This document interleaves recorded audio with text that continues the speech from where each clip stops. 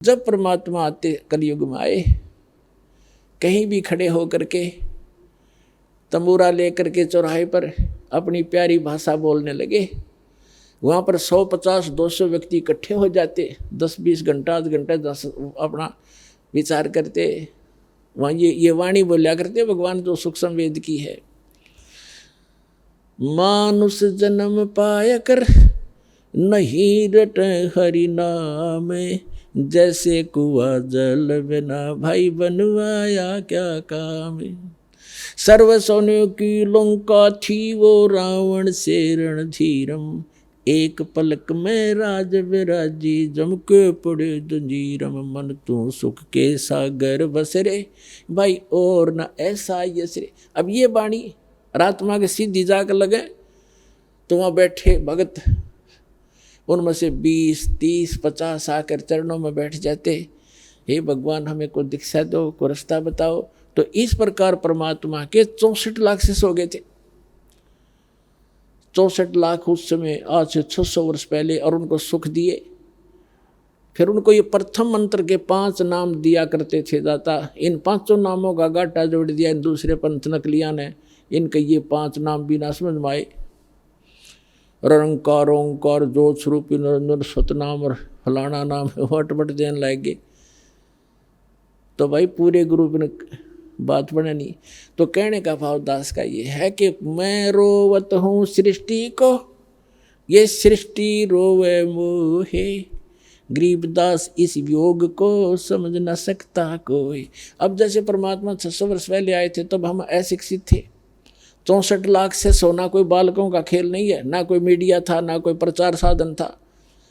कैसे हुई? एक दिन में 1000 जगह प्रकट हो जाते थे परमात्मा, और सबको समझाते थे, उनको सुख देते थे। क्योंकि सबको इतना सुख दे दिया कि वो समझ में नहीं आया करते। उनके ये संत के आशीर्वाद से मुझे ऐसा लाभ हो गया, नाम लेते इतने सुख होने लगे। तो 64 लाख हुए थे, लेकिन उनको ज्ञान नहीं था, अशिक्षित थे। जब सुख हुआ तो सुख हुआ तो सुख है। फिर कोई भी आ गया, अरे ये क्या, ये तो क्या जाने भगवान के बारे में, अशिक्षित है, दुल्हा है, ऐसा है, छोटी जाति का है। तो कुछ सुख होते ही ये आत्मा, ये काल, इसका दाव लगता है। परमात्मा कहते हैं इसे सुख का आग लगे जो नाम हृदय ते जावे, और बलिहारी उस दुख के जो पल पल नाम रटावे। वो सुख भी हमारे लिए हमारा दुश्मन बन जाता है। जो उस सुख की हमें जरूरत नहीं। भगवान जो आपसे दूर करे, इतना कष्ट दिए रखना दाता तेरी याद बनी रहे, हमें समझाना चाहते हैं परमात्मा। और फिर क्या बताते हैं कि ज्ञान संपूर्ण हुआ नहीं, हृदय नहीं छदावे, और देखा देखी भक्ति का रंग नहीं ठहरावे। तो 64 लाख से हो गए, सबका सुख हुए और गुण गावे। क्योंकि भगवान आ रहे भाई, एक बार नाम दिया था, आशीर्वाद दिया था, ये सुख हो गया, 100 बतावें। और परमात्मा ने एक लीला करी थी कि इनको परख के देखूं ये ज्ञान से लगे हैं या केवल वैसे मेरे पीछे पड़े हुए हैं। एक लीला की थी एक दिन, वो लंबा समय है, फिर बताएंगे। और एक लीला की थी दाता ने, एक, क्योंकि लंबी कहानी है। एक दिन सत्संग कर रहे थे परमात्मा, क्योंकि दिन में धंधा करा करते, रात में सत्संग करा करते कि भी तुम भी फ्री, मैं भी फ्री। दिन में अपना काल की तुम ये पेट की निर्वाह कर लिया करो। तो रात को सत्संग कर रहे थे। एक वैश्या का मकान था नियर बाई, आसपास कहीं। रात के मौसम सुहाना मौसम था, रात का शांत मौसम था। मालिक, वो तो लीला थी, अपनी आत्मा कहीं भी गर्त में पड़ी है, उसको उठाना ही था। अब वो बैठ गई झांकी में अपने मकान के, और मालिक सत्संग सुना रहा था। भाई ऐसा पाप लगता है, ऐसा मनुष्य जीवन बड़ी मुश्किल से मिलता है। परमात्मा की भक्ति नहीं करता, उनका विनाश हो जाता है, आगे पशु बनते हैं, पक्षी बनते हैं। बुराई करना नहीं चाहिए। सत्संग सुनाया। वह पुण्यात्मा थी, बेटी का कलजा भराया कि मन तक घोर पाप कमा लिया, सारी उम्र को शुभ नहीं बना मेरे से। तो वह लड़की परमात्मा के चरणों में आगे उठ के और कहा, भगवान का मेरे जैसी पापन का भी पाप नाश हो जाएगा, क्या मेरे जैसी पापनी भी पार हो भक्ति कर सकती है? परमात्मा ने कहा बेटा नौका के अंदर, एक किश्ती के अंदर, नौका के अंदर चाहे पत्थर रखो, चाहे घास फूस और रुई रखो, कितना भारी वस्तु है पत्थर, और चाहे कितने भारी हल्का है रुई, उसका स्वभाव है बेटा पार करने का। और फिर कहते हैं एक लोहा पूजा में राखत, एक गर्भधिक पड़ो, और पारस गुण अवगुण नहीं देखे करत कंदन खरो। तो सारा कुछ समझा कर उस बेटी को संतोष दिया, और उसने बताया कि मैं तो जी वैसा हूँ, क्या मेरा भी उद्धार होगा? कि बेटा बुराई, ऐसा कोई जीव नहीं है जो यहाँ बुराई ना करता हो, क्योंकि ये लोक ऐसा है, ना चाहते हुए भी बुराइयाँ हो जाती हैं। अब आपको कितना मैला कपड़ा है, साबुन और जल प्राप्त हुआ, निर्बल हो गया, खूब मेहनत करके उसने साफ करे, अपने ने भक्ति करे, तो वह लड़की की ऐसी प्रेरणा लगी, सब बुराई छोड़ दी। लेकिन हमारी आदत है कि हम फिर भी उसको उस दृष्टि से नहीं देखते, अज्ञान के कारण। वो लड़की आती, अब उसको तो पिछला जो समय गया वो बुरा दिखाई देता कि कैसे अपनी पिछला जो समय गया उसको पूरा करूं। ज़्यादा से ज़्यादा गुरुदेव के पास आती, उनके चरण छूती, मत्था टेकती, पैर दबाती। तो दूसरे जो संगत वाले थे, सिर फेरे जिन सुख हो गया था, वो आपस में बतलाने लग गए, भाई यह अच्छी बात नहीं है। एक वैसे आती है गुरु जी के पास बैठती है, लोग क्या कहेंगे, संगत बदनाम हो जाएगी। उस लड़की को धमकाने लग गए कि तुम मत आया कर यहाँ पर, तेने सारा माहौल बिगाड़ दिया। अब वो लड़की फिर और ज़्यादा दुखी होगी कि मुश्किल से राह पाया था ये भगवान में, अब क्या बनेगा। तो उसने गुरुदेव के पास रोती रही। परमेश्वर ने पूछा बेटा क्यों रो रहा? पता था उनको क्यों रो रही है बेटी। उन रोते रोते सारी कहानी बताई। जी मैं निकम्मी तो हुई हूँ, इसलिए आपके पास आई हूँ कि निकम्मी का भी उद्धार हो जाता है, आपने बताया। लेकिन कुछ भगत भाई, कुछ बहनें ऐसे ऐसे विरोध कर रही हैं, मुझे आने से मना करते हैं। तो परमात्मा सत्संग के माध्यम से सबको उपदेश दिया करते थे, एक एक को किस किस को कहे, सत्संग के माध्यम से ज्ञान दिया करते थे। कहते हैं कुष्टि होवे संत बंदगी कीजिए, होवे के विश्वास चरण चित दीजियो। कि अभी भगत कोई भी व्यक्ति सत्संग में आएगा, चाहे चोर है, डाकू है, रोगी है और कोई वैश्या है, जब तक मैला कपड़ा साबुन और जल वाटर के टच में नहीं आएगा तो वो साफ कैसे होगा।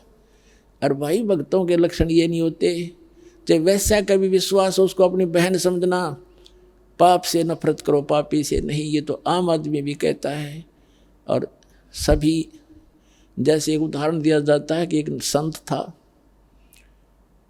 और वो बहुत प्रसिद्ध था, उसको पता था कि उसकी वचन में बहुत शक्ति है, वो कुछ कह देता हुआ पार हो जाती है। तो कहीं से जा रहा था, एक लड़की को पीट रहे थे गांव वाले। उसने पूछा भी क्यों मार रहे हो इस बेटी को। गांव वालों ने बताया कि ये व्यभिचारिणी है, ये पापिनी है, अपराधी है, ऐसे ऐसे करती है।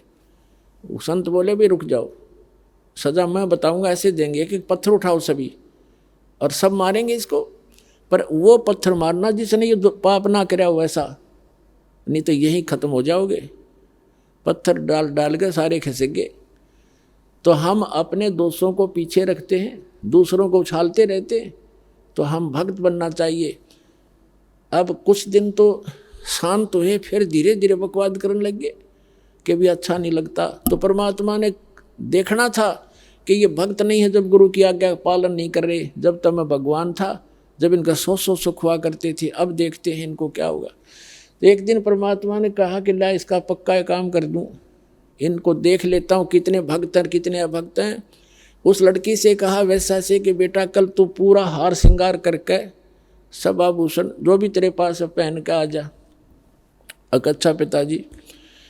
रविदास जी कबीर परमेश्वर के साथ ज़्यादा रहते थे। रविदास जी से कहा कि एक हाथी ला कर आए पे। हाथी ले आकर आए रविदास जी। एक परमात्मा ने गंगा जल भर लिया बोतल में कबीर जी ने, और लड़की को बिठा लिया बीच में, पीछा बैठ के आगे रविदास जी से कहा कि अब तो चला इस हाथी ने।